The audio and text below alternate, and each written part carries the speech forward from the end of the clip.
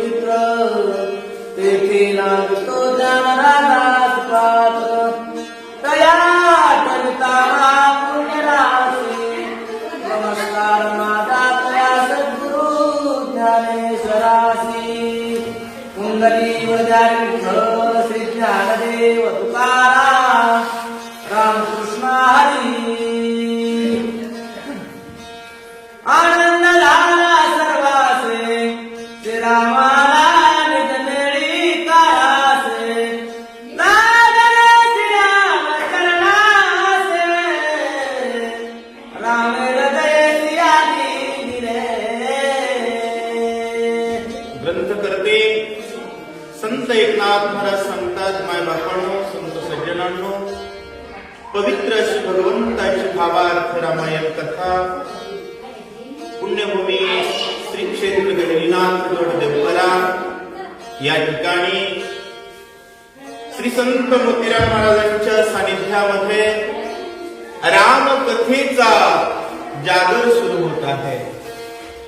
प्रतिपाद्य विषय अशा प्रकारचा आहे की रामचंद्र प्रभू पाताळाला जाऊन राक्षसांना मारल्यानंतर आणि वानरांना न विचारता गेले होते आणि भगवान आल्याबरोबर वानरांनी प्रश्न केला, देवा कुठं गेला होता? त्यावेळेस भगवंतांना कडकडून मिठी मारली, वानरांना जवळ घेतलं आणि प्रभू काय बोलतात?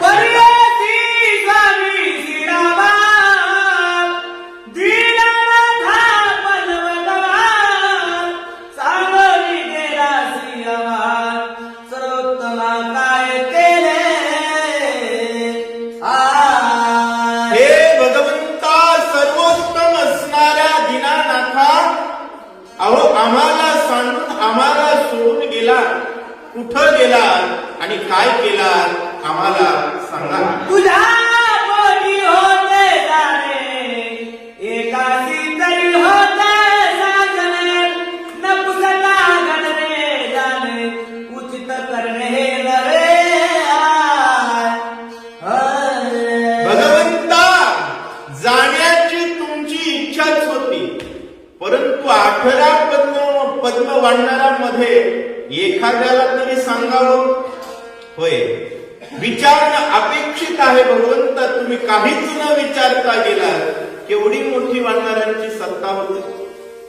ब्रह्मांडाच्या बापाला विचारू लागले, देवा अहो विचारून जायला पाहिजे होतं, न विचारता जाणं बरं नाही. वानर भक्तीच्या जोरावर भगवंतावर अधिकार दाखवतात.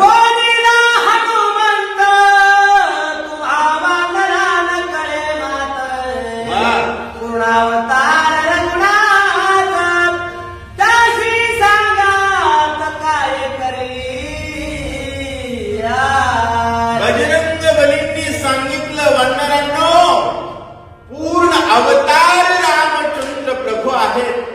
त्यांनी कोणाला विचारावं हे बंधन आहे का? आणि त्यांना तुम्ही विचारलं नाही असं विचारणं योग्य आहे का? मोठ्यावर अधिकार प्रेमानं गाजवायचा असतो. वानर गाजवत आहे, पण प्रत्येकच गोष्ट मोठ्यानं विचारून केली पाहिजे असं काही योग्य नाहीये. हनुमानजी बोलताय, जो तुझी आती वाट पाहे त्याचे कार्य कधी न होया. यश मोठे न आहे श्रीराम पाहत ऐसा नव्हे. आणि ग्रंथकर्ते संत एकनाथ महाराज सांगतात, माय बापांनो, जो दुसऱ्याची अपेक्षा पाहतो, कोणीतरी आपल्याला सहकार्य करेल आणि मग रामकथा होईल असं म्हणणाऱ्याच्या गावात कधीच होत. लक्षात घ्या, कोणतंही कार्य असो, अंतःकरणात दृढ निश्चय करावा आणि आपण त्याच्यावर कटिबद्ध राहून मग कार्य होत असतं. अख्ख्या गावाच्या बैठका घेऊन सगळ्या गोष्टी होत नसतात. निर्णय घ्यायचा असतो, चालत राहायचं असतं, प्रभू यश देत असतात. हे तर स्वतः भगवान आहे.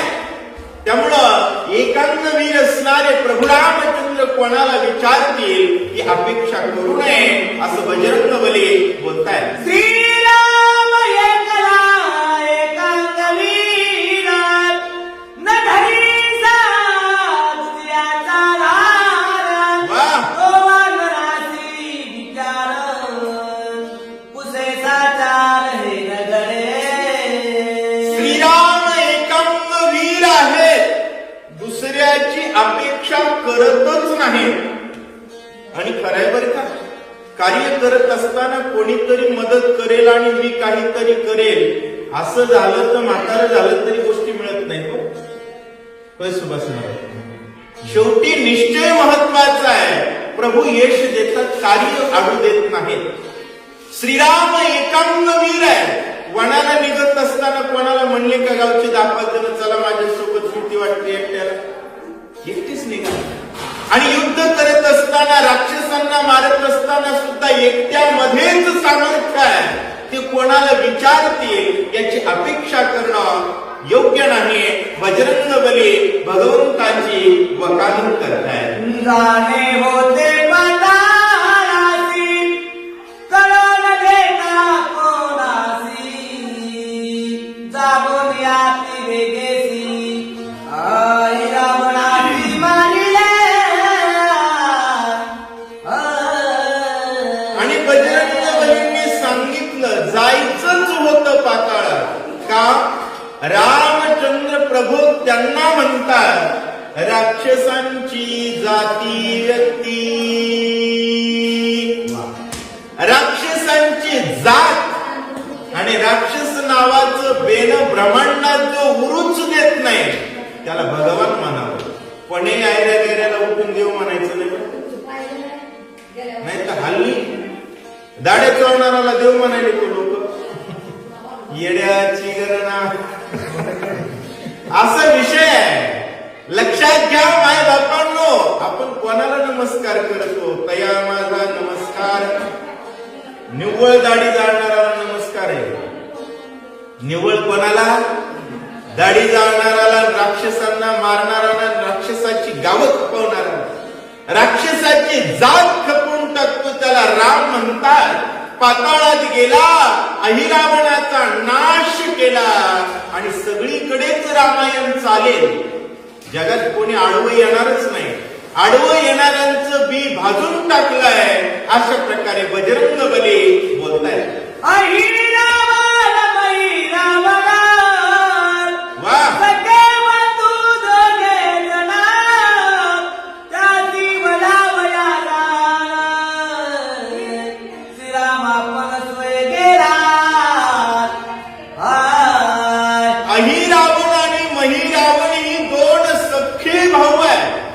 आणि राक्षस आहे, त्यांना मारण्यासाठी प्रभू स्वतः गेले असं बजरंग बली बोलतात.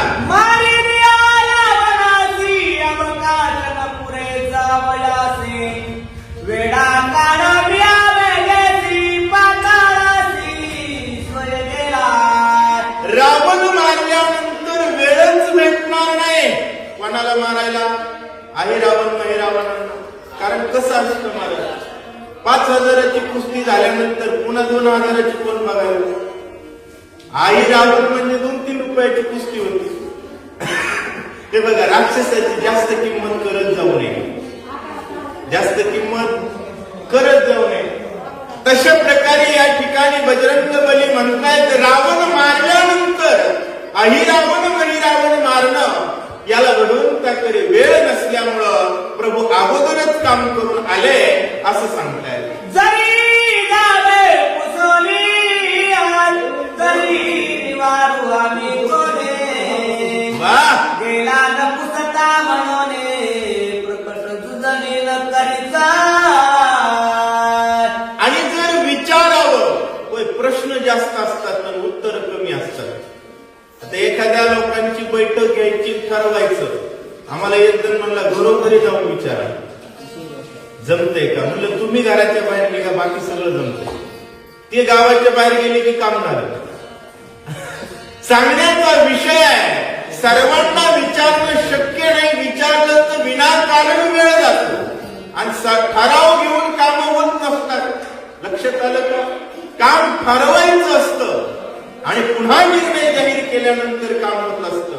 भगवंतानं निर्णय घेतला, पाताळाला गेले, अहिरावण महिरावण मारला आणि आता तुमच्या समोर लगा दर्शनाला बजरंग बली बोलतात.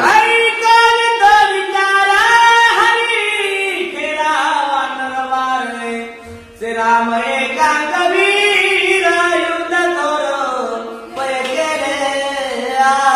श्रीराम एकांग वीर आहेत आणि एकांग वीर असलेल्या भगवंतानं भयंकर मोठं असं युद्ध केलं. भगवंतानं युद्ध करून राक्षसांना मारलं म्हटल्याबरोबर वानरांना आनंद झाला आणि वानरांनी गर्जना केली. मला काय गर्जना केली? प्रभू रामचंद्र भगवान की जय. दुसरा कैसा हनुमंत म्हणून पुसे वादळनाथा. ऐको नितयाची माता शिलगुणात सोय सामेला.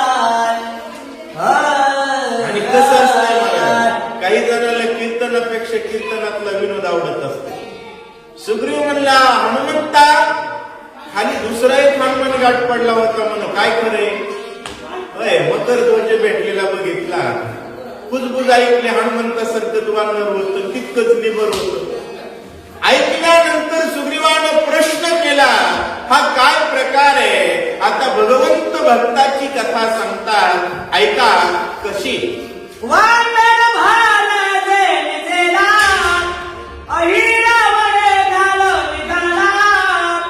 दोघा जना धरोनी वहिला गेला पाताळा घेवली.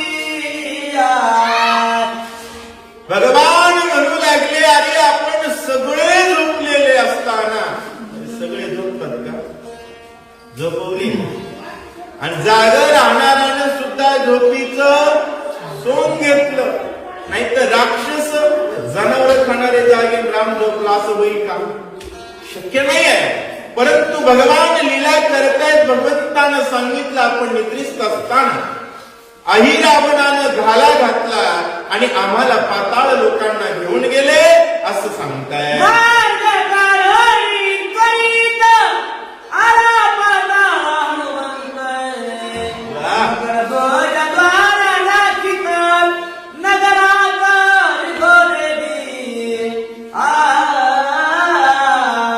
आणि प्रभूंनी सांगितलं आम्हाला पाताळाला नेल्याबरोबर त्याला त्या ठिकाणी बातमी कळली. त्याला बातमी कळल्याबरोबर त्यानं मार्ग काढत पाताळात आला.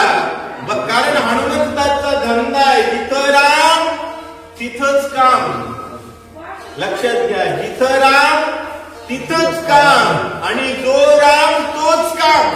दुसरा धंदा नाही. तो हनुमान माझ्याकडे आला.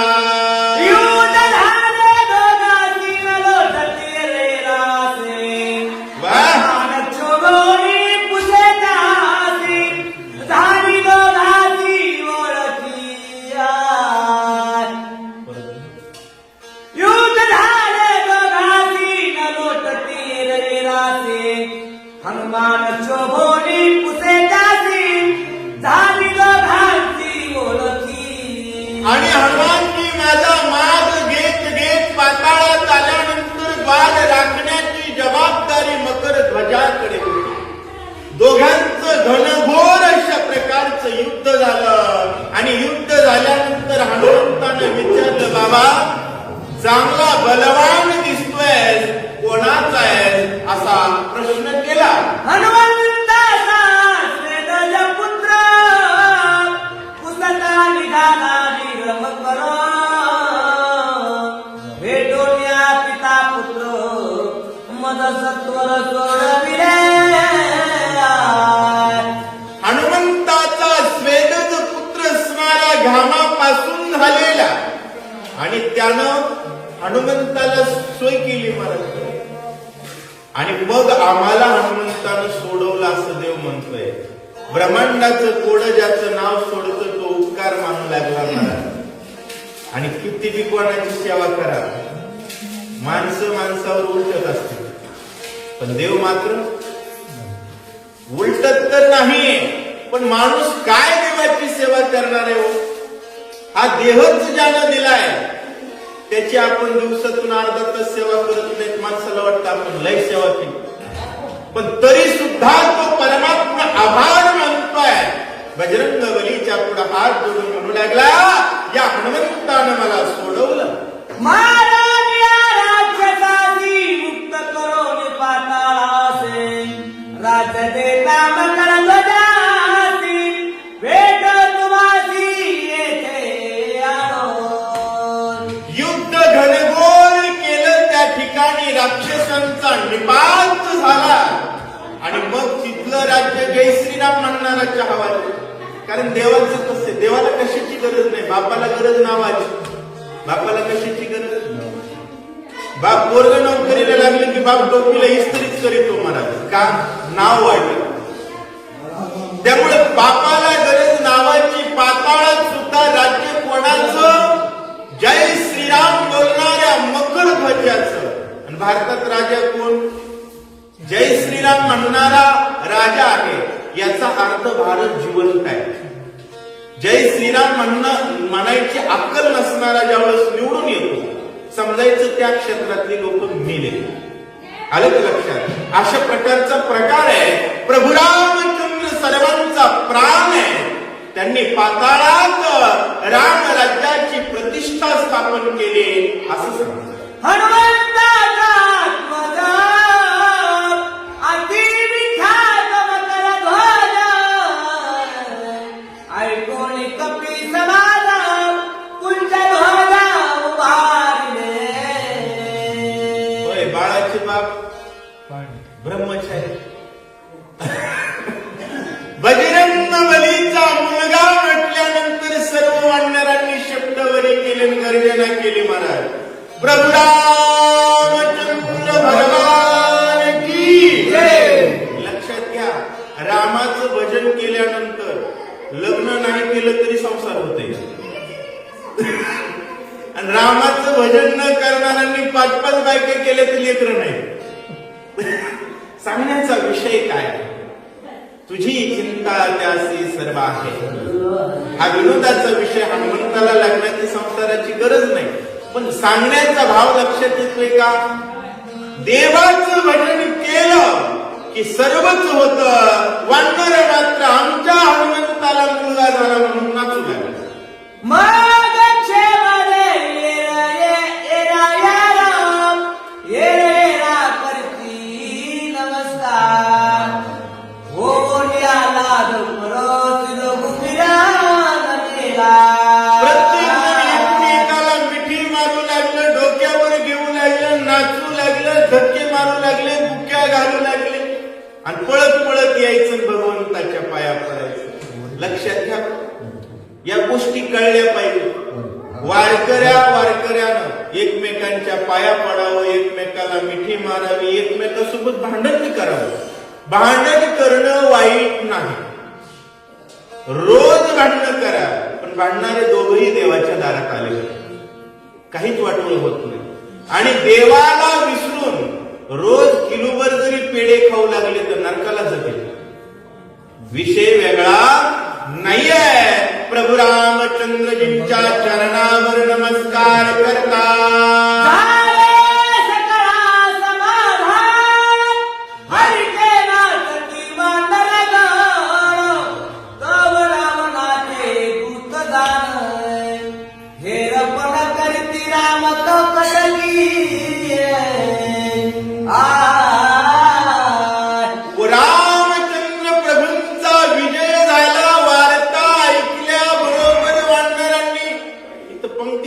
की वानरायचं रामकृष्ण हरी चालू झालं की नाही. विषय असा आहे, वानरांचं कामच आहे महाराज कोणतं? प्रभू रामचंद्र भगवान की जय. गर्जना ऐकली आणि रावणाचं गुप्तहेर खातं दचकलं. म्हणला बाप रे, मुख्य माणूस रात्री चुरून गेलताना आज जय श्रीराम म्हणायले, उद्या आपल्या रावणाला पुरीत ये.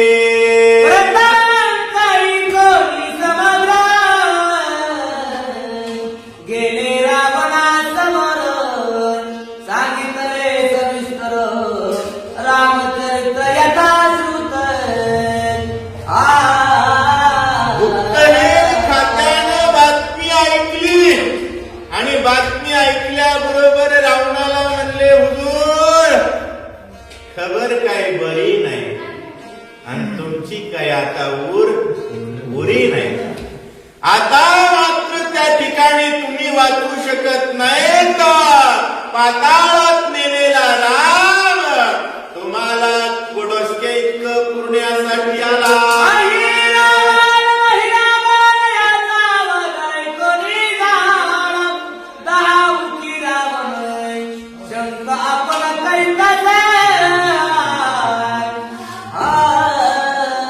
बातमी लागली महाराज, अहिरावण महिरावण मेले म्हटल्याबरोबर रावण ठण ठण ठण ठण ठण पुढं काय करू लागला, शिमगा करू लागला. का बोंबलू शब्द वापरता येत नाही. रावण मोठमोठ्याने ओरडू लागला, म्हणला आता मला वाचू देत नाही.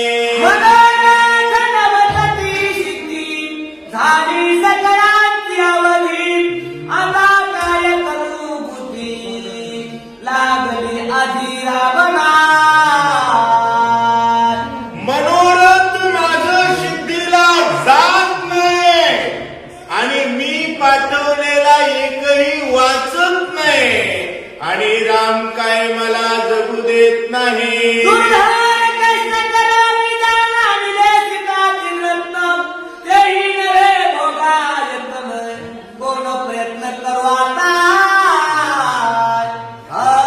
रावण विचार करू लागला, दुर्धर भयंकर प्रयत्न केले, सीता चोरून आणली पण भोगता येत नाही. का? राम सुवेळेवर आहे.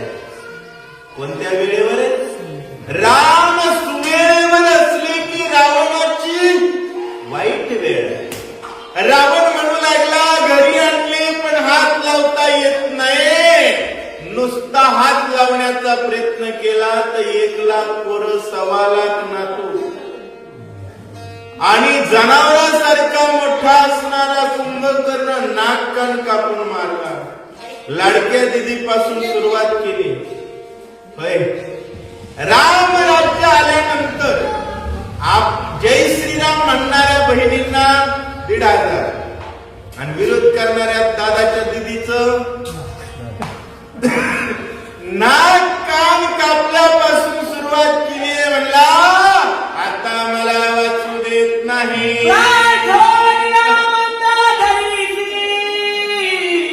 वर्ष करील जनक भोगिता केल्या कष्टाची परिहार. रावण विचार करू लागला, कष्ट केले पण म्हणला वाया. काय करू? बायकोला सांगून बघू म्हणतो. बायाचं जमते, जमण्यात जमीते. आता बी लक्षात घ्यावं, त्याच ट्रेनिंग आहे. लव जिहाद मध्ये काय करतात? त्यांच्या मुलींना आपल्या मुलींशी मैत्री करायला लावतात आणि त्यांच्या मुली त्यांच्या मुलांचे आणि आपल्या मुलींची नाती जोडतात आणि वाटोळ करतात की आतापासूनच नाही, आवाज नको, हे आतापासूनच नाही आहे, हे केव्हापासूनच आहे, तेव्हापासूनचा विषय आहे. प्रभू रामचंद्रजींच्या पत्नीला फसवण्याचा रावण शेवटचा प्रयत्न करू लागला.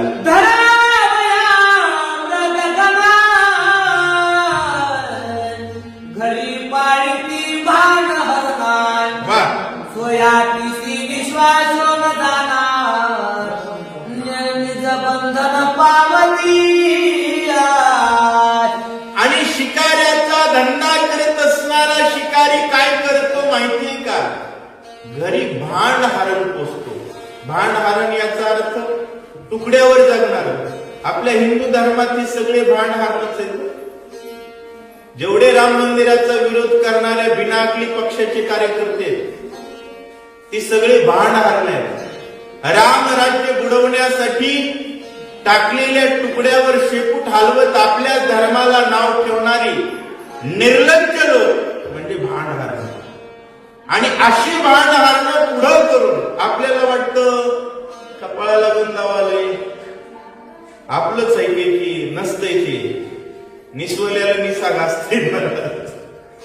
असो, सांगण्याचा विषय असा आहे, प्रभू रामचंद्रजींच्या पत्नीला फसवण्यासाठी शेवटचा डाव टाकू लागला रावण. कोणता? शेवटचा डाव. मंदोदरीला पाठवू आणि काहीतरी करून कोणत्या तरी शास्त्राचा आधार घेऊन सीतेला फसवू, सीतेचा अभिलाष करू, अशा प्रकारचा विचार राजा रावण करतोय.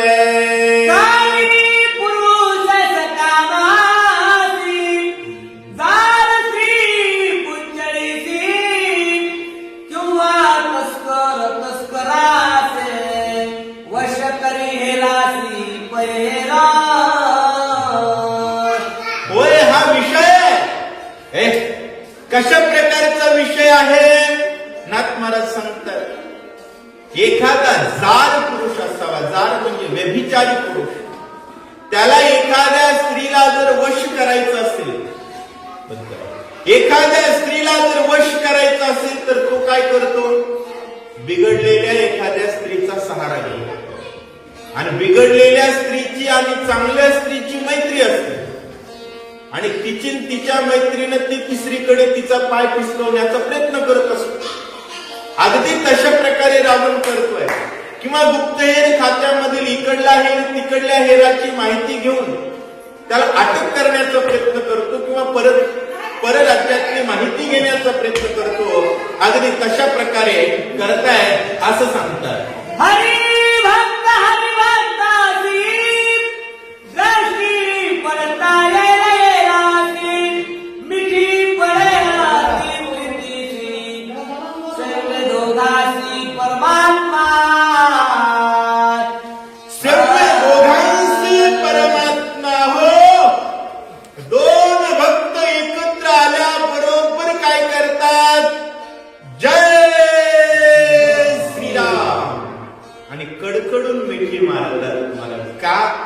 जाती जातीचं जमत असते, जाती जातीचं जमत असते. किती जवळचं असलं जातीचं नसलं तर सोय पण होतंय का? तसंच आहे, हरिभक्ताचं जमतं, स्त्रीचं जमतं. फक्त दोन्ही जातीवंत पाहिजे. एक भांड भक्त आणि एक ओरिजिनल भक्त झाला की ओरिजिनलची फजिती होत असते. म्हणून नाथ महाराज उदाहरण देतायत, एक भांड हरिण जसं पाळतो तशा प्रकारे मंदोदरीच्या आश्रयानं सीतेशी व्यभिचार करण्याचा प्रयत्न रावण करतो.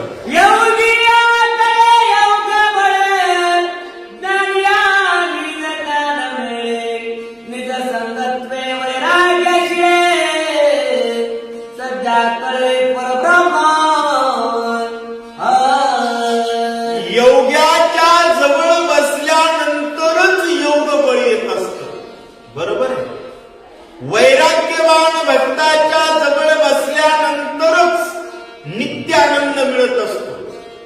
मोतीराम महाराजांच्या समाधी जवळ बसलं ना, ओरिजिनल परमार्थाची आठवण राहते. नाहीतर रोज 50,000 मोजणारा सोबत जर राहिलं वाटतं आपल्याला 500 तरी द्यावी, वाटतं का नाही? बंडी जाळली 10 रुपयासाठी ज्यानं बंडी जाळली त्यांच्याकडे बघितल्यानंतर वाटेल, मग पुन्हा वाटतं राव आपण त्यांच्या तुलनेत. मग उगाची चरणी ठेविले माथा हेची भले. तसंच आहे, विरक्ताच्या संगतीत वैराग्य येतं आणि वैराग्यानं ज्ञान येतं, ज्ञानानं भजन येतं, भजनानं भगवंत बनता येतं, आनंद मिळतो असं सांगतो.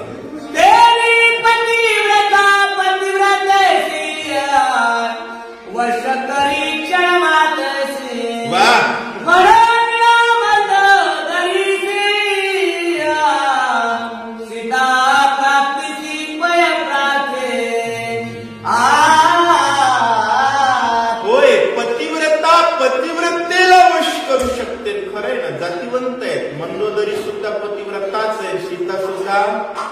पतिव्रताच आहे. रावणाचा डाव कसला आहे? त्यांच्याकडून त्यांचाच काटा काढायचा.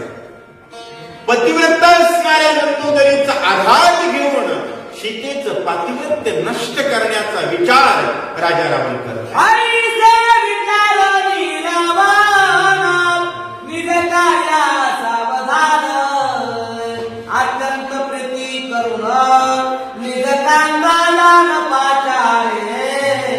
अत्यंत प्रीतीनं रावणानं बायकोला हाक मारली, मला लाडकी मंदोदरी. याला एवढा दिवस आठवली नाही, 6 महिन्यात, पण आज आठवली. रावण आहे.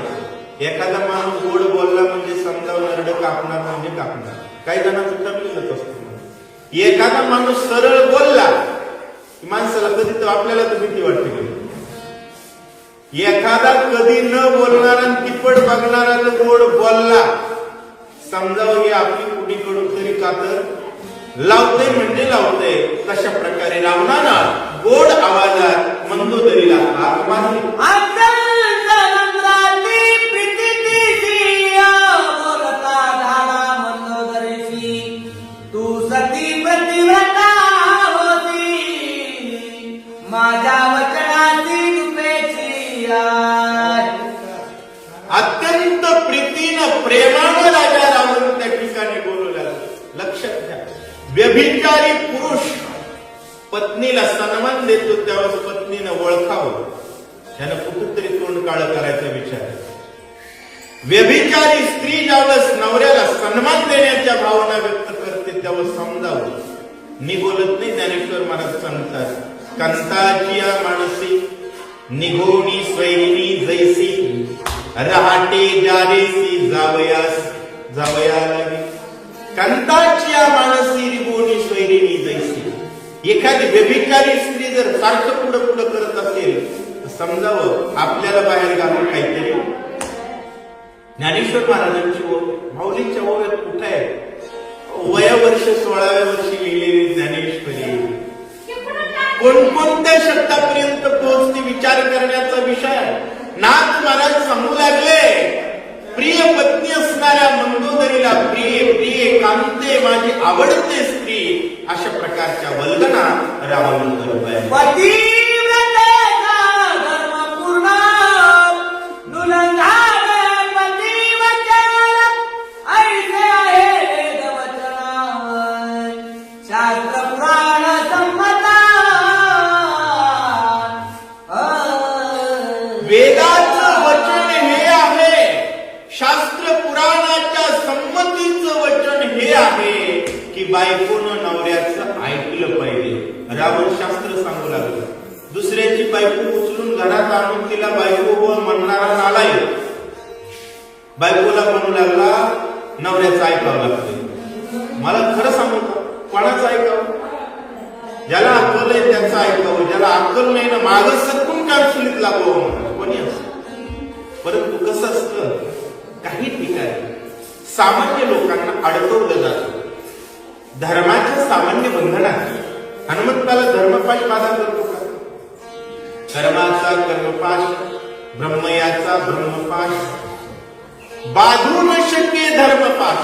धर्मपाश म्हणजे असला असतो, मोठा भाऊ सन्मानाने, बारके नाडू बोलायचं नाही किंवा बापाच्या विरोध पोरानं करायचा नाही, सामान्य धर्म आहे. नवऱ्याच्या पुढे बायकोनं जायचं नाही, सामान्य धर्म आहे. नवरा जर देवाचा विरोध करत असेल तर नवरा पालत घालून तुडवायला अडचण नाही. ही कळत नाही, याला अज्ञानी म्हणतात. मंदोदरी पतिव्रता होती, पण अंतिम धर्म राम आहे ही ओळखण्यामध्ये कुठंतरी कच्चीच होती. बरं, असं रामायणात कुठंच लिहिलं नाही ते मी बोलतोय, पण परिपक्वपणे बोलतोय. मला माहिती आहे प्रभू रामचंद्रजींपेक्षा श्रेष्ठ जगात काहीच नाही, पण त्या प्रभूचा छळ करण्याबद्दल रावण तिला फसवतो.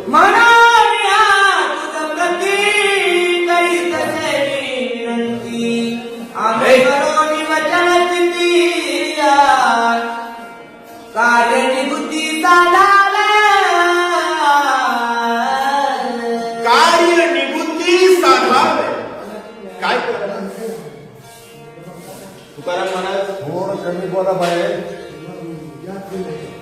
तुकाराम महाराज कमी बोला थोडं. हा जास्त चल द्या. चल द्या. त्या ठिकाणी परत वाचत मनोनिया तुझ प्रती करीतसे विनंती अनुसरोनी वचन स्थिती कार्य निबुद्धी साधारे. आणि रावण म्हणू लागला पतिवृत्ती असणारे मंडोदरी शास्त्र सांगतोय नवऱ्याचं मोडूच नये आणि त्या शास्त्राला अनुसरून मी तुला सांगतोय माझं कार्य करण्यासाठी. त्यामुळं तू माझं कार्य शास्त्राचा विचार करून ऐक. बघा कसला आळा आहे. काही जण काय करतात माहितीये का, मतदानाच्या वेळेस राम मंदिराचा विरोध करणाऱ्या पक्षाचं म्हणते 500 रुपये घेऊन जेवारी उचल आणि मला मतदान करतो. मागच सरकून मारावं महाराज का. हे बघा जेवारी उचला नाही काही उचला, रामाशिवाय व्यतिरिक्त ठिकाणी निष्ठा ठेवायची. पक्षनिष्ठा चुलीत गेली, सगळ्या निष्ठा चुलीत गेल्या. आम्हा फक्त विठ्ठलची व्हावा. आलं का लक्षात. अंतिम निष्ठा कोणावर असावी, फक्त रामावर, फक्त रामावर, बाकी कोणावरच नाही. माय नाही, बाप नाही, बहीण नाही, भाऊ नाही, घर नाही, जात नाही, धर्म नाही, क्षेत्र नाही, जिल्हा नाही, देश नाही. अंतिम निष्ठा फक्त प्रभू रामचंद्र. त्यांच्याशी निष्ठा ठेवून त्यांच्या समानुपाती जेवढ्या निष्ठा आहेत त्याचं पालन करावं. कोणतं समानुपाती, याचा अर्थ जय श्रीराम म्हणणं आणि तीच लोक भारत माता की जय म्हणतात, ती समान निष्ठा आहे. आलं याच्यात तुकडा पडत. आपला वडील रामराम म्हणतोय ना, पण बापाचाही जय का. समानुपाती निष्ठा आहे. व्यस्त अनुपात जर श्रीरामाशी असेल तर त्याचा उच्छेद करणं याला ज्ञान म्हणावं आणि त्याचा उच्छेद करता न येणं याला मूर्ख म्हणावं. ज्ञान आणि मूर्खाच्या व्याख्या अतिशय स्पष्ट लक्षात घ्या. आणि ज्याला हे उच्छेद कळूनही करता येत नाही त्याला मतिमंद म्हणावं किंवा शास्त्रमंद म्हणावं. मंदोदरी शास्त्रमंद नाही. मंदोदरीचा कृतनिश्चय नंतर नाथमाला स्पष्ट करणार आहे. पण मंदोदरीला प्रभू रामचंद्रापासून सीतेला भरकटवण्याची जबाबदारी रावण देतोय. असं जर आपल्या प्रती कोणी करत असेल तर सावध राहावं. एवढ्यासाठी मी विश्लेषण करतो. जानकी भोगाची आसा तंत लागली से चित्ताय ते कामना सिद्धी नवतना प्राणांत व्यथा होत असे. रावण म्हणू लागला मंदोदरी सीतेची इच्छा आहे, मला सीतेच्या भोगाची इच्छा आहे. मला जीव जाण्यापेक्षा जास्त त्रास.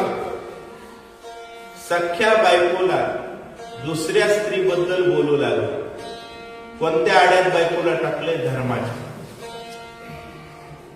ही आड्यात नाही, तिने आडवा केला असता का नाही. नवऱ्याचं साधं चलिंकच बिघडलं तर बाई धरून मारते. पण जास्तही माणसानं धार्मिक आणण्याचा असल्याचा आव जर आणला तर मूर्ख असला फायदा घेतो. माणसानं चांगलं वागावंच, पण चांगलं वागणं ही जर आपली कमजोरी असेल तर दुष्टाला धडा शिकवण्याचं ज्ञान असलं पाहिजे. असो मंदोदरीला डायरेक्ट म्हणू लागला मला सीता पाहिजे, तिच्याशिवाय मी जगू शकत नाही आणि तू थोडी मध्यस्थी कर अशी भावना व्यक्त करत आहे. पुंडलिक वर्णिय श्री ज्ञानदेव तुकाराम रामकृष्ण हरी.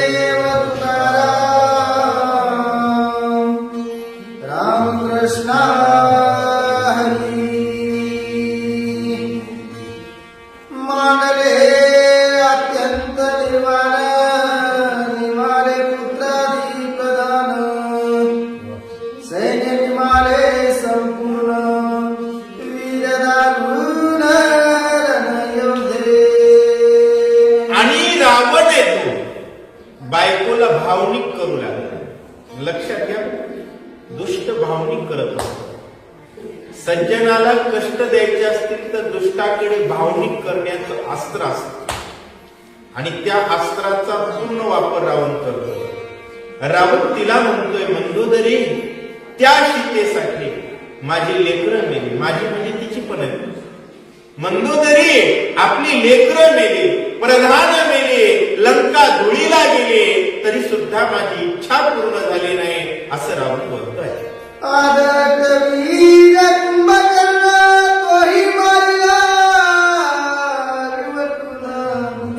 गोष्टी सांगावया पूर्ती जाणून सांगते आनंदाची.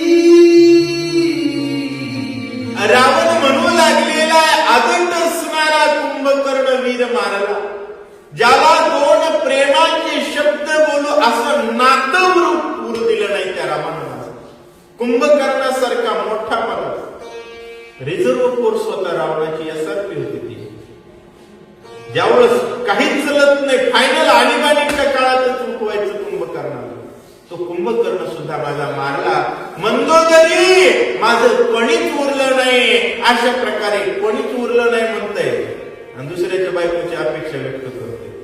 लईच मला रावण म्हणजे त्याला काय म्हणते, मसनात गेलं तरी शहाणपणा येत नाही, अशी जात म्हणजे रावण आहे, सुधरत नाही. ऐसे सकळ कुळाचे निर्धारण झालं असता संपूर्ण,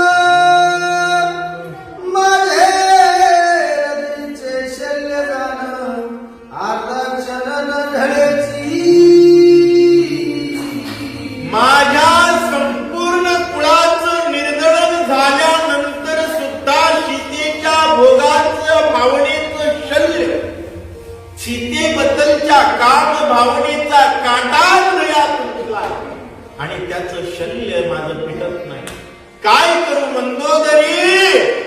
माझ्यासारख्या हेंड्रीलच्या हौदात पालता कुडीला असतात. अशा प्रकारचे शब्द राजा रावण बोलतोय.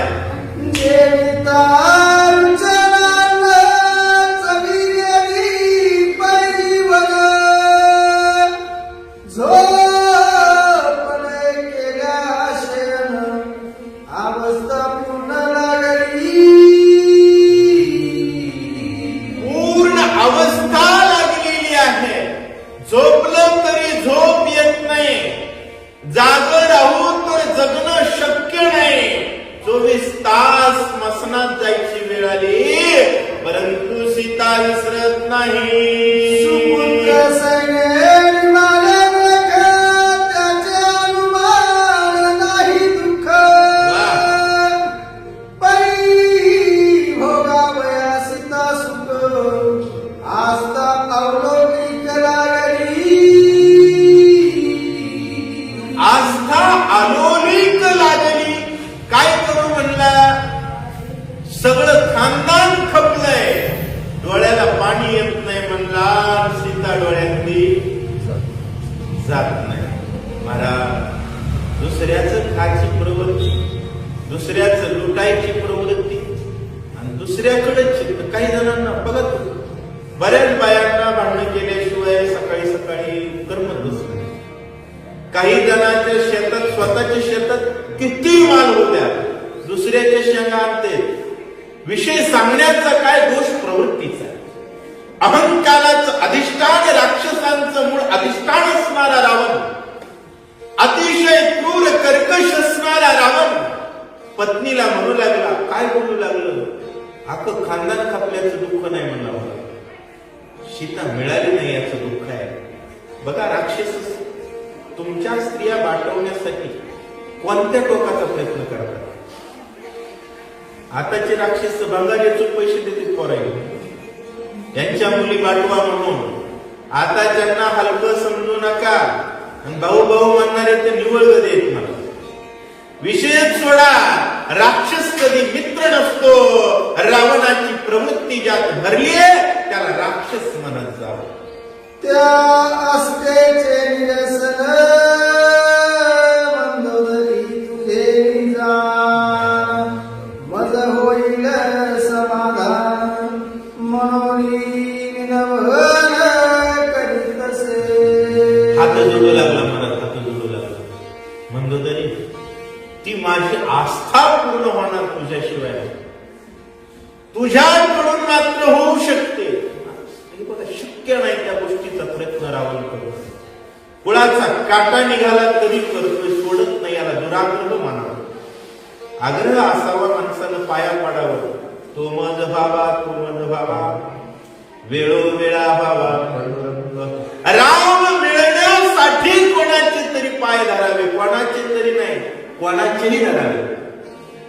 परंतु रामाशी शत्रुत्व करण्यासाठी, त्याच्या पत्नीला भ्रष्ट करण्याच्या भावनेनं स्वतःच्याच बायकोचे पाये रावण धरू लागला, असं सांगतात. तू सती पतिव्रता लंघेसी पतिवचनात, सालोर्या निज महत्व शरण तत्वता तुझा. रावण म्हणू लागला, मंदोदरी, तू माझं वचन उल्लंघनच करत नाहीस, तरी सुद्धा मी माझ्या पती देवाचं, पती धर्माचं महत्व सोडून, लंकेचा रावण आहे ही अहंकार सोडून तुझ्या पाया पडतो. पाया पडतो याचा अर्थ सुधारला असा होत नाही. बरेच लोक पाया पडतात, माणसाला वाटते सुधारलं काही. हा, ते कडूजर, ते कडूजरच असतं. रावण किती कडूजर आहे, बायकोच्या पाया पडायला तयार आहे, पण सीतेला भरकटवण्याच्या भावनेपासून पराभूत आहे का?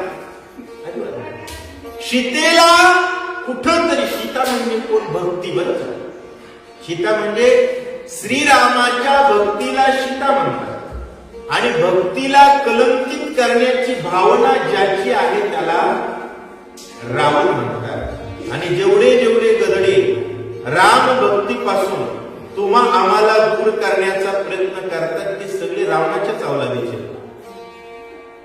कारण आपल्या अंतःकरणात रामाबद्दल असलेली भक्ती म्हणजे काय, आणि त्या भक्तीला व्यभिचारात प्रवृत्त करण्याचा प्रयत्न रावण करतो. कार्य साधावे संपूर्ण मनोनी धरिले दोन्ही चरण, सालोर्या राज्य चिन्ह तुझं विनवण करीतसे. रावण म्हणू लागला, मंदोदरी, मी राजा आहे, माझ्या राज्य भावनेची राजचिन्ह सोडून तुझ्या पाया पडतो, तुझी विनंती करतो. तुझं राज्य राहणार आहे का? उद्या तुला मसत वाटेल पुरायची वेळ आली आहे.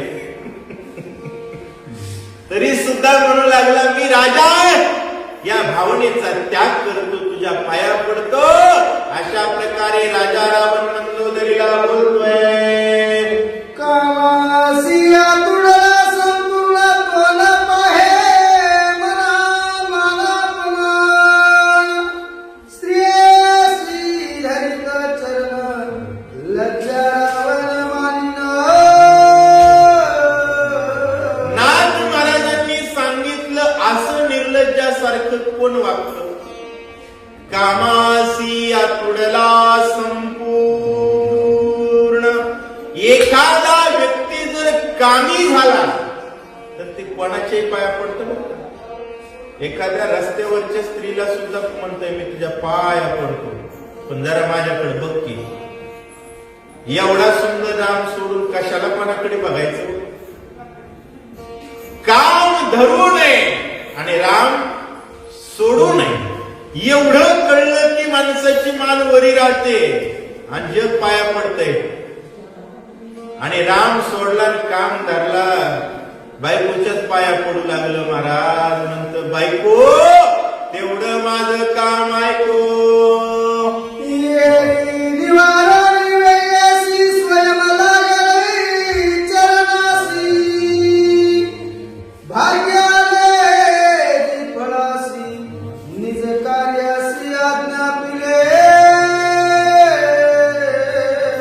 रावण मंदोदरीच्या पाया पडला. मंदोदरी चतुर होती, रावणाला पाया पडू दिलं नाही आणि म्हणले, आज भाग्य पळलं, कारण नवरा काहीतरी काम सांगतो. ज्याला आपण देव म्हणतो त्यानं सेवा दिल्याशिवाय देवाची सेवा घडत आलं का? तुम्हाला भारताची सेवा करायची तर तुम्ही ज्या गावात राहतात त्या गावाची करा. सेवा कोणाची? भारताचीच आहे. रामाची करायची ना, ज्या गावात राहतात त्या गावात रामायण चालू, रामाची सेवा आहे. आणि पती म्हणजे कोण? पती परमेश्वर. रावण हा जरी तुमच्यासाठी रावण असला तरी मंदोदरीसाठी ते रामाचं ठिकाण आहे. कोणाचं ठिकाण? शास्त्रानं लावून दिलेलं रामाचं ठाण आहे. अज्ञानी लोकांसाठी दाखवलेली गोष्ट सत्य असते आणि जगामध्ये 99 काहीतरी टक्के लोक अज्ञानी असतात. हजारात एखादा ज्ञानी असतो, करोडोत एखादा ज्ञानी असतो. 700 वर्ष झालं ज्ञानेश्वरानंतर ज्ञानी आहे का? आहेत तेवढे. सांगण्याचा विषय अशा प्रकारचा आहे. मंदोदरी त्याच्या पाया पडू लागली आणि विनंती करते, जितुके वाले व्यक्ती वळत तुके वेचोरी सकळ प्रभो दिन जनक बाळ पर परी प्रतिपाळ देवादिन. तिनं सांगितलं रावणाला, रावणा जितकी बुद्धीचं सामर्थ्य माझ्याकडे आहे, म्हणले उलट्या पुस्तकाच्या घरी राहिलो पण मला पुस्तकं सुशिक्षित पाठव. जमल पुस्तकं कळत नाही. काही जणांना कळत असेल, काही जणांना कळत नाही. मंदोदरी म्हणू लागली, रावणा माझ्या प्रयुक्तीनं जेवढा प्रयत्न आहे, 4 वेद 6 शास्त्र आणि 18 पुराण म्हणजे सुईशे पुस्तकं. आणि ही 18ही पुराण हरीशी गाती. त्या रामाचा विरोध करणाऱ्याची जेवढी पुस्तक आहे ती उलटी. रावणाचं पुस्तक उलट आहे. रावण वेदाचा विभाग करतो म्हणजे वेदाला अमान्य करतो. मंदोदरी वेदाला मान्य करणारी. मंदोदरी सांगते माझ्या प्रवृत्तीनं, माझ्या शास्त्र सामर्थ्यानं, बुद्धी सामर्थ्यानं, कौशल्यानं सर्व प्रकारे रावणच राम म्हणण्यास योग्य आहे असं भरकटवून सीतेला तुमच्याकडे आणण्याचा प्रयत्न करेल. यश मिळेल असं म्हणत नाही. ते प्रारब्धाच्या अधीन आहे असं रावणाला. ऐसी रावणासी एकांती संवादोनी महासती आली निज धामाप्रती होते चित्तीते झाले. आणि हे लक्षात घ्या बरं का, पता नहीं किस रूप में आके नारायण मिल जाए. बरोबर आहे. तुमच्या मनात जी भावना आहे प्रभू त्या पद्धतीत भक्तावरती कृपा करणार.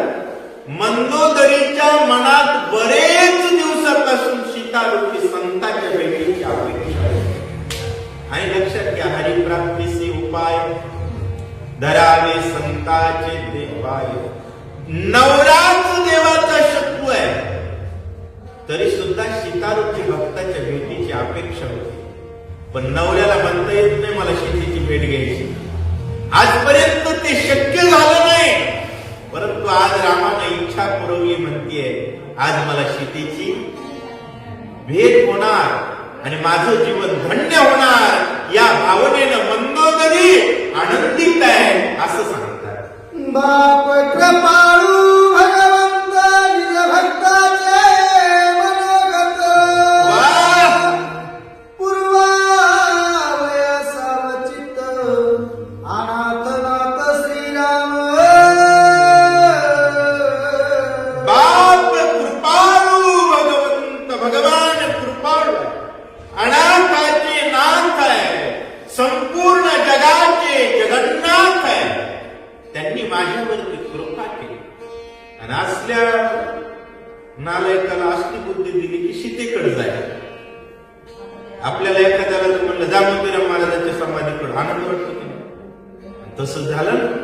सीतेकडे जा असं रावण बोलतोय, याचा आनंद मंदोदरीला झाले. होते मंदोदरीच्या चित्ती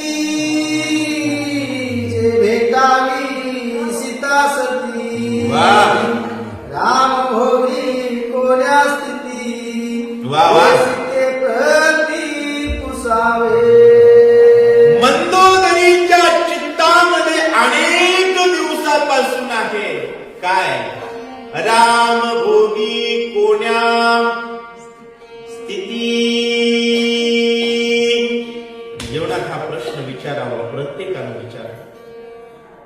प्रत्येक संताला विचारावा, तुम्ही राम रूपाचा आनंद कोणत्या पद्धतीत घेतात? माय बाप, खूप मोठा प्रश्न आहे, अफाट मोठा प्रश्न. रामाचा तू आनंद कसा घेतेस? कारण आनंदाचा कंद राम आहे, आनंदाचा आधार राम आहे, आनंदाचं अधिष्ठान राम आहे. जसा कोणाच्याही खिशातला पैसा हा रिझर्व्ह बँकेचा आहे, कोणाचा आहे? तसं जगातल्या कणकणात भरलेल्या आनंदाचं नाव राम आहे. जगातील प्रत्येक कणकणात, मनमनात, रगरगात, नसनसात जो आनंद आहे, त्या आनंदाचं अधिष्ठान राम. आणि त्या राम रूपाचा आनंद तू कसा घेतेस हे मला कळावं, हे विचारण्याची भावना मंदोदरीच्या मनात होते आणि ती आज माझी पूर्ण होते. आनंदी आनंद वाटतो. श्रीराम कैसा किमात्मक, श्रीराम भोगी कैसे सुख. सविकल्प निर्विकल्प येही सकळी कपुसावे. श्रीराम भजनामध्ये, श्रीराम भोगण्यामध्ये कसं सुख आहे? सविकल्प आणि अविकल्प. अविकल्प नाम निर्विकल्प. विकल्प म्हणजे काय? बरेच 80% पब्लिक विकल्पवालीच असते. किती टक्के? उगा 80 म्हणालो, जास्त असते. विकल्प म्हणजे काय? देवावर पूर्ण श्रद्धा नाही, सगळ्यांसोबत निघाले, उग चल म्हणून निघालो, गहिनीनाथाकडे आलो, रामलीन ऐकायला मिळालं, फराळही मिळाला, आनंद वाटला की आनंद निश्चित मिळाला, पण विकल्प आहे. निर्विकल्प, देव मला पाहिजेच, निर्विकल्प. या कोणत्या स्थितीत कसा रामाचा आनंद तू घेतेस मला थोडं सांग. अशा प्रकारे श्रीरामाचे खानमान रूपरेखा गुणलक्षण सर्वगत की परिचिन्न बुद्धी संपूर्ण रामाची. मनामध्ये रात्रभर विचारे, तुझ्या संतांचं दर्शन म्हणाले. मग काय विचार? श्रीरामांची स्थिती कशी आहे? काय कशी आहे स्थिती? सर्वगत आहे की परिच्छिन्न आहे? परिच्छिन्न शब्दाचा अर्थ होतो एकदेशी. एकदेशी याचा अर्थ काय होतो?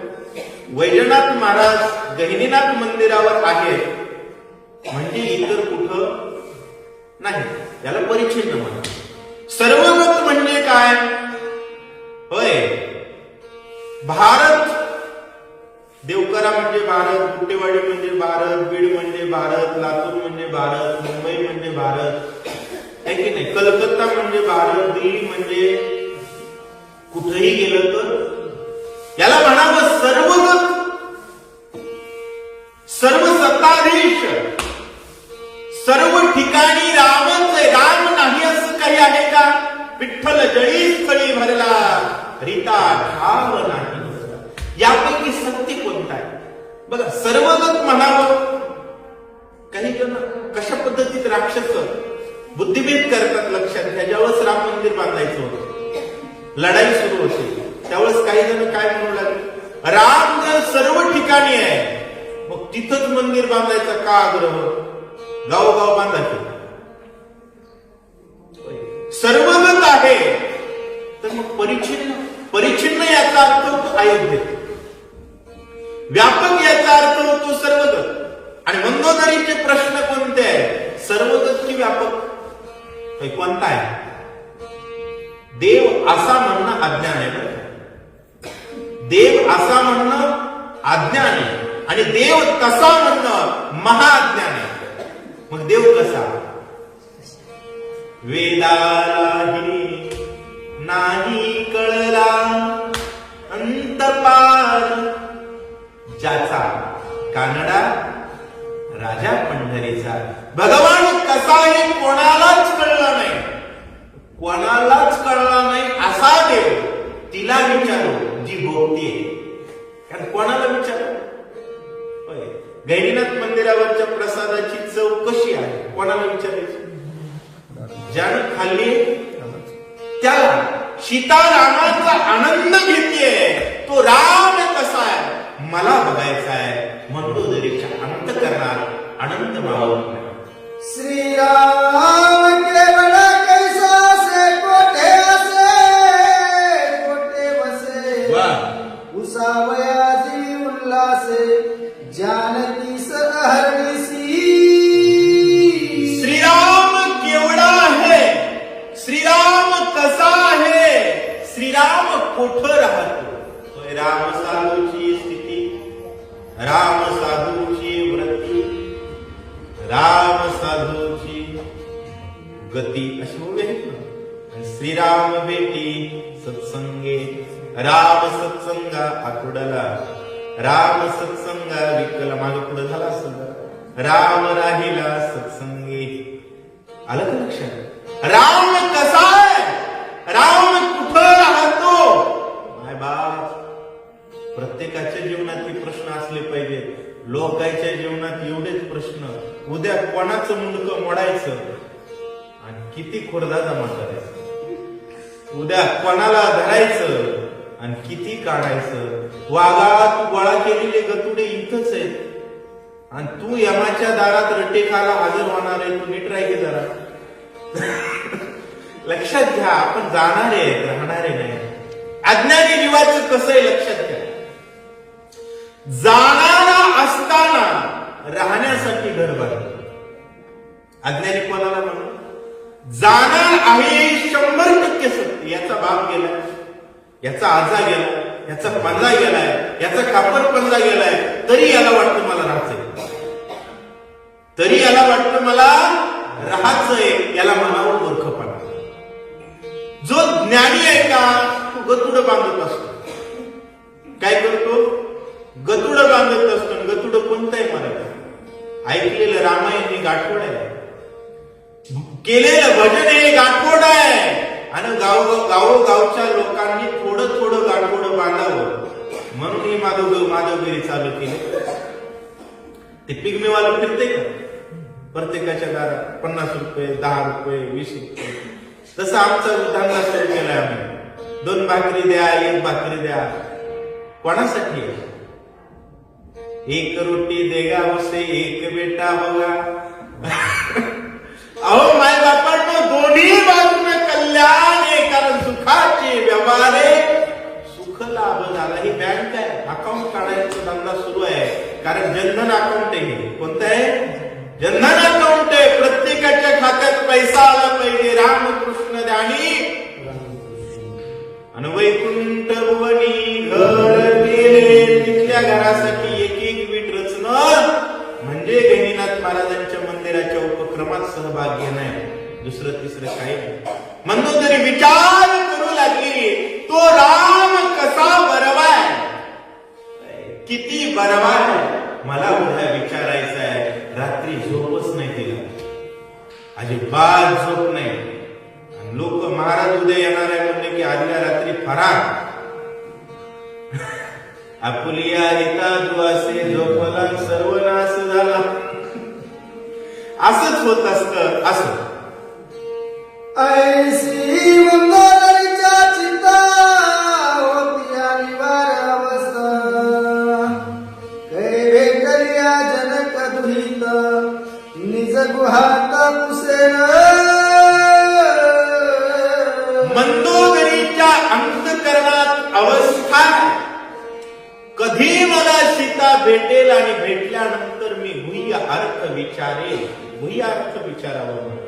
किम तद्ब्रह्म की अध्यात्मम, किम कर्म पुरुषोत्तम, आधिभूतम च किम प्रोक्त, मधिदैवम किमुच्यते.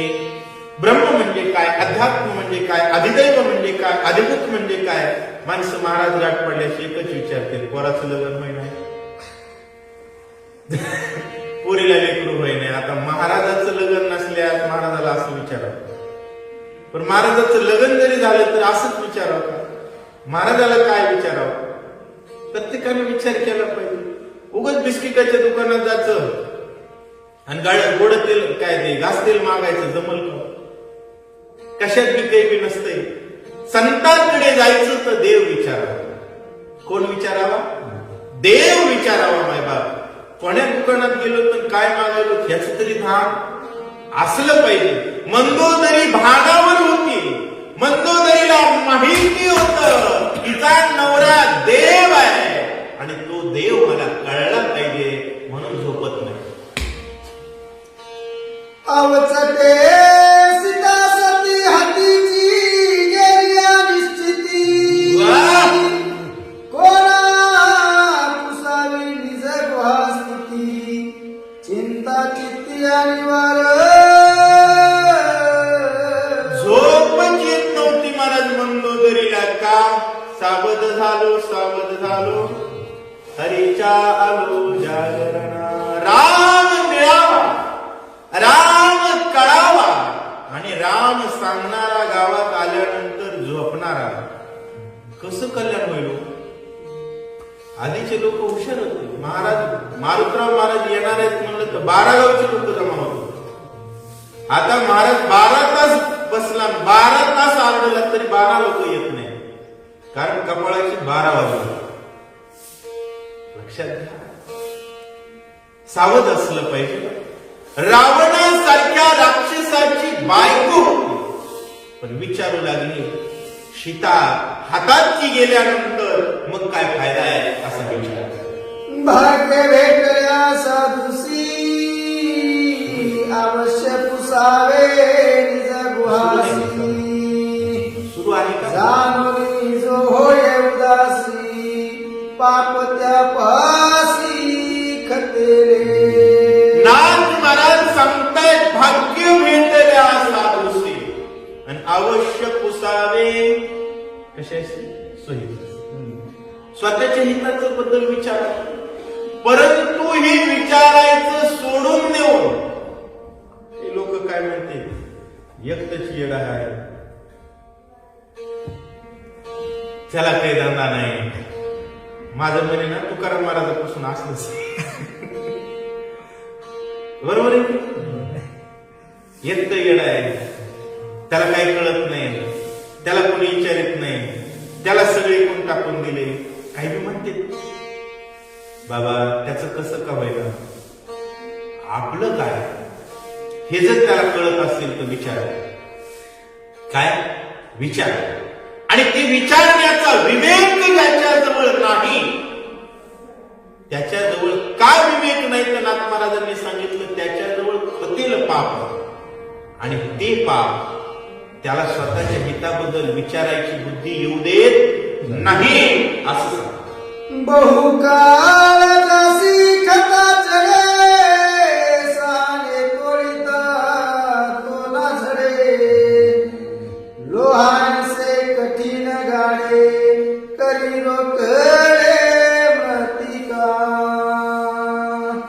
होय, जर खतेल पाप आणि पापाचा संचय जरी जास्त असेल तर काय होतं? मला सुधारायला जाणाराची माती होते ना, त्याचा मोती होत नाही पण नादाला लागणाराची माती होते. एवढा हिरा आयरनीमध्ये घाव घातला तर काहीच होत नाही पण दगडाच्या संगतीत वाया जातो. तसं ज्याच्याजवळ पाप आहे,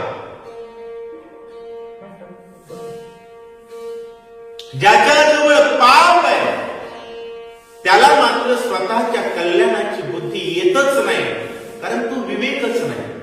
विवेक कशाला म्हणावं? काय करावं? विवेकाची व्याख्या खूप सोपी आहे. काय करावं काय करू नये कळणं म्हणजे विवेक. आणि संत तीर्थ विवेक असं नाही.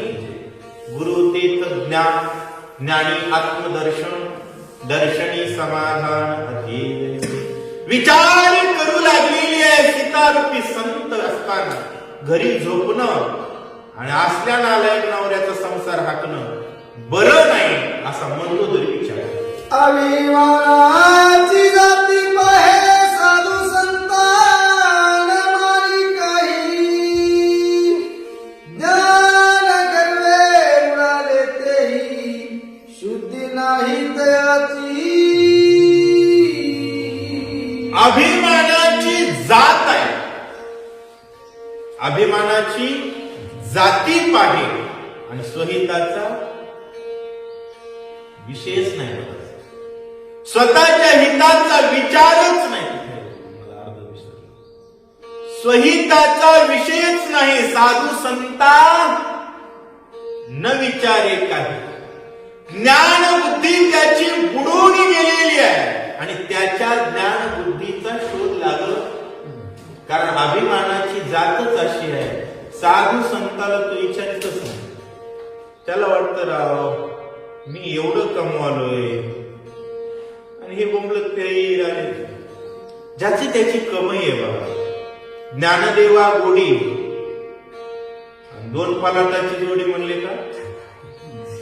हरिनामाची रामकृष्णावडी हनुमुख देवा गोडी रुपयाची जोडी आणि जोडल्यानंतर पोराची जोडी खाई.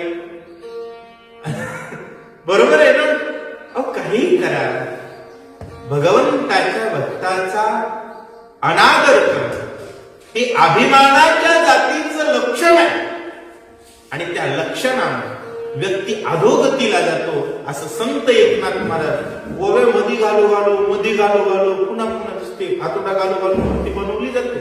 तसं पुन्हा पुन्हा लोकांना टोकू ठीक करण्याचा प्रयत्न नाथ महाराज करतायत. पण लोक इतके चतुर आहेत, जवळच येत नाहीत. नाथ महाराज तुम्ही काही करा, जवळ आलेल्याला नीट करता येईल, लांबूनच शिवाय देऊन जाणारच काय, असा विषय आहे. मनुष्य देहाची जपाती सिनता न पवे लक्षांती तेही विकल्प चित्ती तोही माती पडली ती. पहिली गोष्ट लक्षात घ्या, 20 लाखाचं मुद्दल घालून जर धंदा केला, उभा केला तर धंदा सोडून पळावता. 150-200 रुपयात सुरू झालेला धंदा बंद पडला तरी ते वाटत नाही. पण करोडो रुपये घालून धंदा उभा केला तर शहाणा मालक सोडून जात नाही. येडं बोललं तसंच आहे. 84 लक्ष एवढी झटके खाल्ल्यानंतर मनुष्य देह मिळतो आणि एवढे झटके खाऊन मिळाले विकल्पाने मातीत जातो. संत वाटतो तरी मन मानित नाही, कारण जवळचं पाप दूर जात नाही. विवेकाची भावना जागृत होत नाही, कल्याण करून घेण्याची इच्छा अंगीकारत नाही आणि संतापाशी जाऊन विवेक विचारत नाही. या अभिमानाच्या जातीचं विकल्पानं झालेल्या मातीचं लक्षण सांगत आहे. एक नरदेह विणून गेले एकी लटके म्हणून उपेक्षिले एक ते गर्वे गिळले जे आम्ही जाणते सज्ञान. हे अभिमानाच्या जातीतले आडनाव सांगू लागले बरं का. अभिमानाच्या जातीत काही उपजाती असतात. कोणकोणत्या उपजाती आहेत? एक नरदेह नेणून गेले. मनुष्य जन्माला आले पण मनुष्य जन्माचा अर्थच कळाला नाही. ते लाली लिपस्टिक मध्येच राहिले. मला गाडी बंगला लाली लिपस्टिक, हाताची करोडपती, मला कोट्यवधी पैसा, एक गाडी, 2 गाड्या, 1 बंगला, बायकोची 1 साडी, 2 लिपस्टिक. अवकात संपली. मला याच्या पलीकडचा विचारच नाही. माझं काही करायचंय आणि मला काही मिळवायचंय याच्या पलीकडे डोकंच नाही. एक नेणोनी गेले, एकी लटके म्हणून उपेक्षिले. काही जणांची गाठ पडली रामायण सांगणारा सोबत. रामायण सांगणारे म्हणले वागा जरा ये जाय रे, पटी तरी द्या जाय. ते म्हणलं काही म्हणते गेलं नाही. एक लटिके म्हणून उपेक्षिले एक ते गर्वे गिळले. एक असं मागलेलं असते महाराज, जर्शी बैल असते बघ, असं पाय उतरते तसं महाराज बघितलं की काही जणांचे असे कपाळ सटकते. त्याला वाटतं याची लायकी आहे का माझ्या समोर? आता तू बायकोचा मार खातो, तुझ्या समोर आमची लायकी काय? सांगण्याचा विषय काय? एक गरबे गिळले, एक जे आम्ही जाणते सज्ञान. आणि काही लोकांना वाटतं आम्ही म्हणजे ज्ञानी, आम्हाला एवढ्या उभ्या पाठ आहे तर आम्ही हरिद्वारला राहिला वन, इथं राहिला वन, 20,000 दक्षिणेचा आहे, 30,000 दक्षिणेचा आहे म्हणत म्हणत मी जाणताय म्हणून वाया गेले. संतांकडे जायचं. एक जण तर मला भेटलं होतं, महादेव महाराज. मला डायरेक्ट म्हणला गावातल्या रामायणाला शहाण्यानं जाजवलं. म्हणलं एकदाच म्हणलास ते म्हणलास, पुन्हा पालत घालून तुझी. पुन्हा काय म्हणलं माहितीये का? गावात गेल्यानं वजन कमी होते म्हणलं. वजन याला म्हणावं गर्वाच्या जाती, अहंकाराच्या जाती. अरे गावातल्या ग्रामदेवता हनुमंताला वंदन केल्याशिवाय पंढरपुरात जरी गेला तर या पारशा तोंडाचं तोंड पांडुरंग बघत नाही. भक्ताची उपेक्षा करणाराला भगवान मानेल स्वप्नातही होत. ते तीर्थ ते क्षेत्र जगी तेची पवित्र, भक्ती कथेसी मैत्र दया पुरुषा. ज्ञानेश्वर महाराजांनी सांगितलं रोजच्या रामायणाला जाणाऱ्या व्यक्तीचं शरीर हे तीर्थ आहे, त्याचं शरीर हे तीर्थक्षेत्र आहे. आणि त्याचं जरी दर्शन घेतलं ना आपल्याच गावातला रोज रामायणाला जाणार तर अयोध्येचं स्नान केल्याचं पुण्य शरीरच आहे. माय बापांनो, पण अहंकाराची जात गर्वानं सुधरत नाही.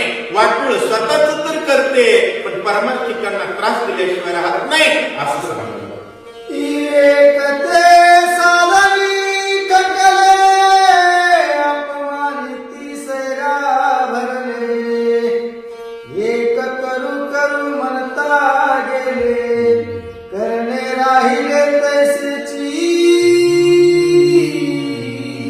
एवढं नाथ महाराज का सांगायले? प्रत्येकाने विचार करावा आपण नेमके कोण्या हिशोबातले आहोत. बरोबर आहे का? एक ते साधनी ठकले.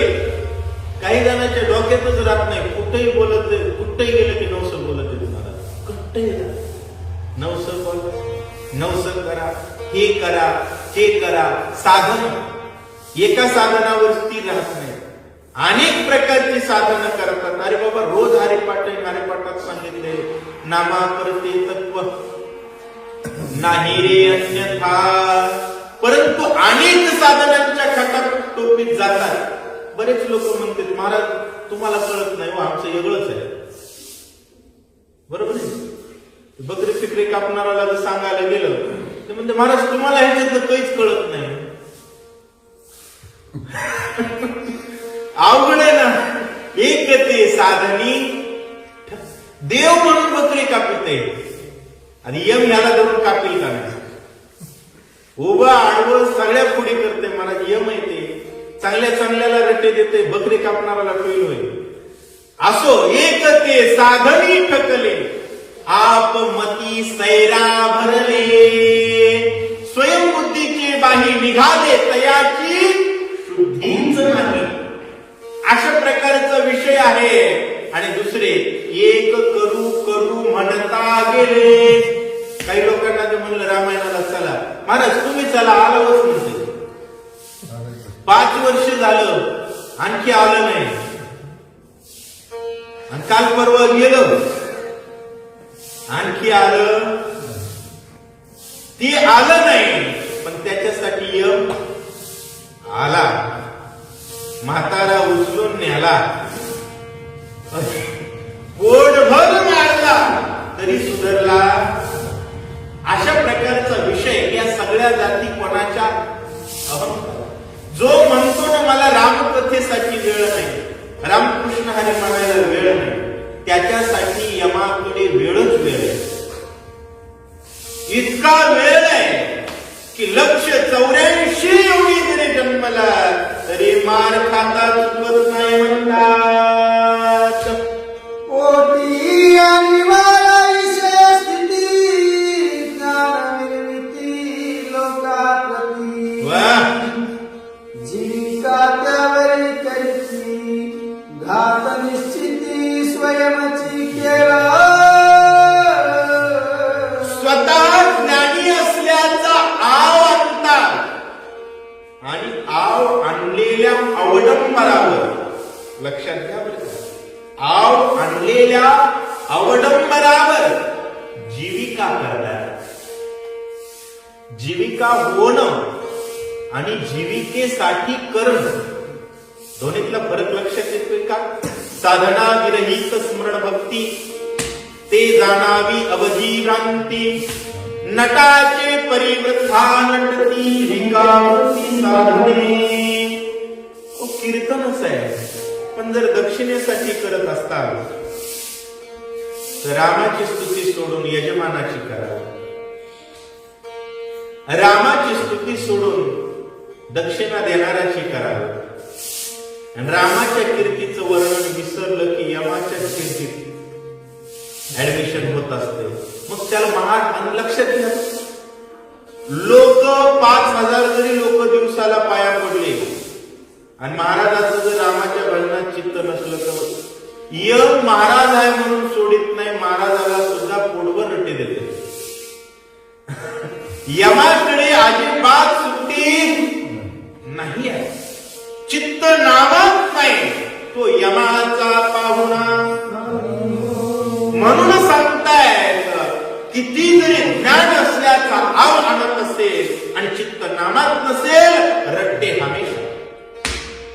जेणे व्हावी निज प्राप्ती प्रेमेचिले विशेषती स्वयं लागवले निश्चिती भांडवल हाती असेना. अहो ज्ञान स्वप्राप्ती व्हावी, देव मिळावा, ते शरीर आणि ते साधनही विकून टाकलं. कीर्तन हे देव मिळवण्याचं साधन आहे. लोकांनी ते सुद्धा विकलं. टीका अति करू नये, मला मान्य आहे, पण टिप दिल्याशिवाय राहू नये. टिप देण्याचा एकच अर्थ आहे, कीर्तनकारांनी कीर्तनकार असावं आणि समाजाला सेवक असावं. समोरच्याच्या गरजेचा विचार समाजानं केलाच पाहिजे आणि कीर्तनकारानं मात्र कीर्तनाचाच विचार केला पाहिजे. कशाचा? कीर्तनाचाच, उपजीविकेचा नाही. उपजीविकेचा विचार समाजाने करणं गरजेचं, हे समाजाचं कर्तव्य आहे. शिवलीलामृत ग्रंथामध्ये श्रीधर स्वामींनी सांगितलंय, गुरु जर फाटक्या कपड्याचा असेल आणि शिष्य जर मोठ्या गाडीत फिरत असेल तर असा शिष्य नरकाला जातो. का? आपल्या गुरुची प्रतिष्ठा जपता न येणं, त्यासाठी समर्पण न करणं हा गुरुद्रोह आहे. परंतु गुरुनं पैशासाठी शिष्य जमा करणं आणि भगवंताशिवाय स्वतःचं महत्व सांगणं ही गुरु नरकाला जाण्याचं लक्ष. थोडं मी अधिकच स्पष्टीकरण देतोय कारण गरजेच्या आहेत काही गोष्टी कळल्या पाहिजे. समाजाचं कसं आहे, तुकाराम महाराजांच्या अभंगावर कीर्तन करणारे 4 मजलीत फिरतात आणि का यावर्षीच महाराज तुकाराम महाराजांचे थेट 14वे वंशज शिरीष महाराज मोरे, अतिशय ज्ञानी व्यक्ती, पैसा नाही म्हणून आत्महत्या करावं लागली. तरणा पोरगा 30 वर्षाचा, लग्न जमलं होतं, पण होय हात पसरी त्याचे धिक्क जिने हे अभंग तुकाराम महाराजांचा त्यांनी डोक्यात ठेवला. हात पसरला नाही आणि समाजाला त्यांची परिस्थिती कळली नाही, समाजानं त्यांना दिलं नाही आणि त्यांनी समाजाला मागितलं नाही. म्हणजे संताला मारायची जरी वेळ आली तर समाज विचार करत नाही, दुर्दैव. पण संत सुद्धा महाराज मेले पण हात पसरला, पण मेले हे चुकीचं आहे. कारण असा हिरा पुन्हा जन्माला येणे कठीण आहे. असो, माझे मित्र होते, मला कल्पना असो, मला सांगण्याचा विषय हा आहे, जीविका व्यक्तीसाठी नटू नये, ही महाराज लोकांना सांगतात. स्वप्नी जोडी संपत्ती तेरे चिताने जागती विषय आणि ब्रह्मनिष्ठ मनविती ब्रह्मनिश्चिती आणावं भ्रम निश्चिती आणावं स्वप्नी जोडीली जे संपत्ती ते वेचिता नाही जागती. हे ब्रह्मनिष्ठ लोकांबद्दल बोलू लागले, स्वतःला ज्ञानी समजणाऱ्यांबद्दल बोलू लागले, विषयांची अपेक्षा असणाऱ्यांबद्दल सांगतात. जसं स्वप्नात पैसा कमवल्यानंतर तो जागृतीत वापरता येत नाही, तसं ज्याचं चित्त ब्रह्मात आहे, भगवंतात आहे, तो पैशासाठी जगत नाही, पैसा जोडण्यासाठी जगत नाही. आणि जो जोडण्यासाठी जगतो तो ब्रह्म नाही, भ्रम आहे. आणि त्याच्या जीवनाचा अर्थ त्याला वाटतं मी भगवंताचा भक्त आहे, पण तो भक्त आहे असं त्याला वाटतं हा भ्रम आहे, तो यमाचा स्वैर आहे असं नसतं. जरी धावले लागल्या पण तरी कोण करील स्वडवा अभिमाने या परिजान सकळ जन लागले. जरी धावणे नागवी आपण तरी कोण करील सोडवण. धावणे म्हणजे कोण? समाजाचा कळवळा दाखवणारे म्हणजे समाजासाठी धावणारे. धावणे धावणे करी जरी धावणे नागवी आपण. लोकांना महाराज लोक जर नागव करू लागले आणि महाराज लोक जर नागवे असले भक्तिभावने तर समाजाचं हित कोण करेल? मला समजा कीर्तनच दक्षिणेसाठी असेल, ऐकणाराच कल्याण कसं होईल? आलं का लक्षात? जरी धावणे नागवी आपण आणि तरी कोण करेल सोडवून. नाथमहाराजांनी शक्तीतल्या 4थ्या अध्यायात सांगितलं, माझेसी हे नकळेची व्याली जाणी वेदन कृपाळू एका जनार्दन जी अभिदान विश्वमाता. म्हणून सांगतो संत कसा असावा? मातीच्या अंतःकरणाचा असावा, समाजाला राम सांगणारा असावा, समाजाला राम शिकवणारा असावा, चित्तातच काम असणारा, राम शिकवण्याचा आव आणत असेल. होय, जेलमध्ये जाणाऱ्या गाडीत जर बसलं तर पंढरपूरला पोहोचल का? तसा विषयानं बरबटलेला वक्ता असेल तर श्रोते सुद्धा नरकाला जातात असं सांगतात. जे जाणवे लागले ते काळात न देखती वाहिले सिद्ध विषय वाया गेले जे जोडिताना मिळे पुण्यकोटी. या पद्धतीमध्ये अभिमानानं सर्वांचे कपडे काढून घेतले तर सगळ्यांना नागवून टाकले. प्रत्येक जणाचा कार्यक्रम पुन्हा केलाय अभिमान. आपल्यासारख्याला सुद्धा कधी कधी वाटतं आम्हाला किंमत देणार. लक्षात घ्या, ज्या सभेमध्ये किंमत रामाला त्या सभेत जर आपण आपल्या किमतीचा विचार केला तर आपण मूर्ख होती. वेगळं सांगण्याची गरज. आपल्याला कितीही किंमत असेल आणि किंमत रामाला नसेल तर आपल्याला किंमत आहे असं वाटतं, तोही मूर्खच. लक्षात घ्या, जय श्रीराम म्हणणारा त्यानं शिव्या दिल्या तरी उपकार बरं, जय श्रीराम न म्हणणाऱ्यानं तुपात गोळलं तरी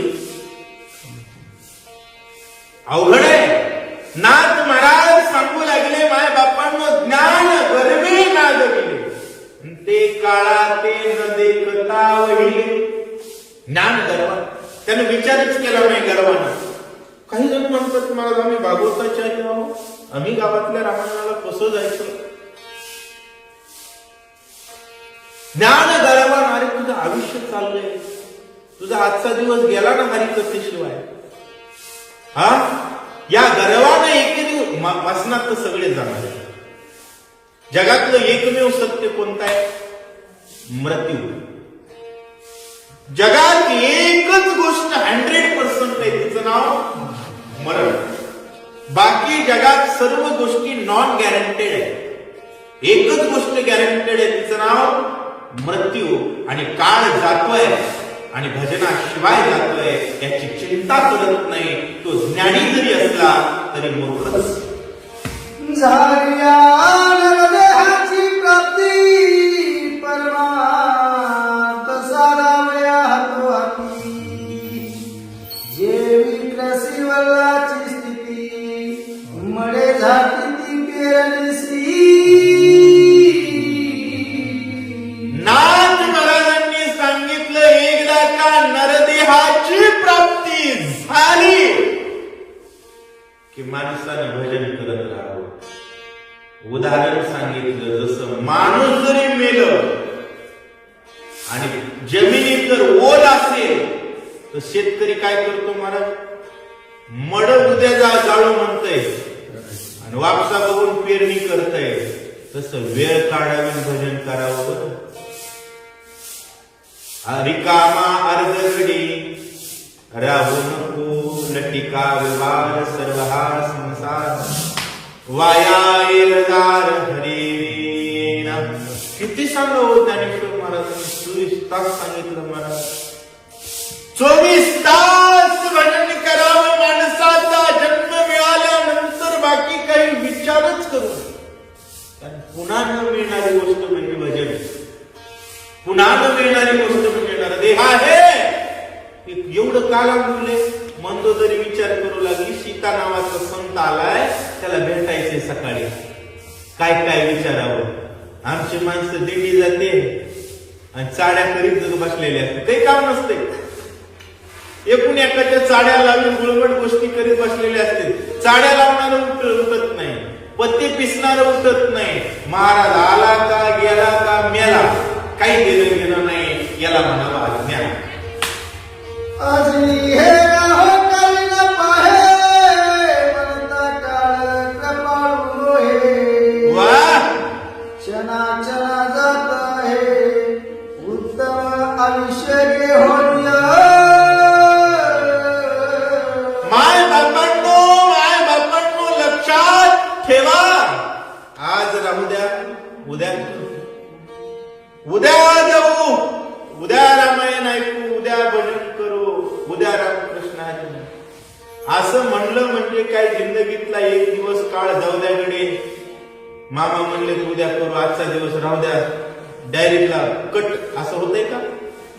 म्हणता काळ कृपण नव्हे, उत्तम आयुष्य घेऊन जात आहे. तुमचं किती ओरिजिनल आहे हो, पण त्याला काय? वेळ झाली की उचलून नेतय महाराज. आणि काळ विचार करत नाही. याची लेकरं लहान आहेत, 2 वर्षाची लेकरं आहेत. बापाला कसं उचलू, पेत्या लेकराच्या माईला कसं नेऊ? काळाला दया नाही, काळाला मया नाही, काळाला काही नाही. जोपर्यंत काळ आहे, जोपर्यंत वेळ आहे, तोपर्यंत आपला तो एक देव करोनी घ्यावा, तेने विन जीवा. आणि बाकीच्या संसाराचा विचार करू नका. संसार देवाचा आहे. वाहू हा संसार. माझ्या लेकराची काळजी जगाची करतो, तुझे लेकर उपाशी ठेवेल का? होय, कोणाच्याच बाळाला काही कमी पडत नाही. अवघे त्रिलोक्य आनंदाची आता चरणी जगन्नाथा चित्त ठेवे. विषय ज्ञानाचा. ऐसी काळाची काळ सत्ता जाणोनी मंदोदरीच्या चित्ता. लागली अनिवार्य अवस्था जनक दुहिता भेटावया. ऐसी काळाची काळ सत्ता. जगावर सत्ता कोणाची आहे? काळाची आहे. कालचा माणूस आज फोटोत दिसतोय, फोटोत बरोबर आहे? सत्ता काळाची आहे आणि काळ आपल्या जवळ आहे तोपर्यंत साधा. बरेच माणसं म्हणते नदी वाहल्या काय गंगा वाहल्या, हात धुवून घ्या. आणि आईची शपथ सांगतो आपल्या बी जीवनाचा श्वास रूपी गंगा सुरू आहे तोपर्यंत राम नामाचे हात धुवून घ्या, नाहीतर रट्टे देण्यासाठी यम हात धुवून बसलाय. यम म्हणते वागा, तुला फक्त तुझी येळ येईपर्यंत वाट बघायला.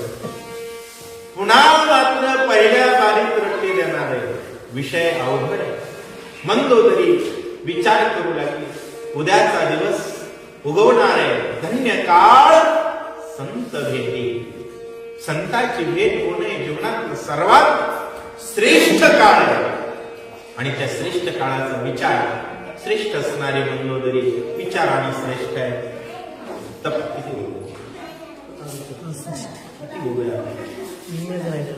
तपान श्रेष्ठ आहे. सर्व गोष्टीनं श्रेष्ठ आहे. अशा प्रकारे त्या ठिकाणी सांगतायत. श्री क्षेत्र गंगीनाथ देवघर या ठिकाणी संत मोतीराम महाराजांच्या समाधीची प्राण प्रतिष्ठा झालेली आहे. त्यानंतर चातुर्मास कार्यक्रम झाला आणि आता अखंड दररोजची माधवगिरी अन्नसूत्र सुरू आहे. लातूर जिल्ह्यातलं एकमेव ठिकाण जिथं रोज जेवायला पंगत आहे. रोज जेवायला पंगत आहे. ऐकायला हरिनाम, घ्यायला खायला पोटभर ब्रह्म आहे. उदरभरण नोहे जाणीजे यज्ञ. आणि प्रत्येक गावात 200 माणसं अशी आहेत ज्यांना अजिबात एसटीला तिकीट नाही. आणि 10-20 माणसं अशी आहेत ज्यांना गरिबी थोडी अडचण आहे. तुम्ही देवाच्या दारात या, इथं पोटभर जेवा, पोटभर भजन करा, सुंदर रामकथा श्रवण करा. आणि या ठिकाणी शूट केलेले व्हिडिओ आस्था भावार्थ रामायण युट्यूब चॅनलवरती सर्वांना दिसतील. सर्वांनी त्या चॅनलचा सुद्धा लाभ घ्यावा ही विनंती आहे. पुंडलिक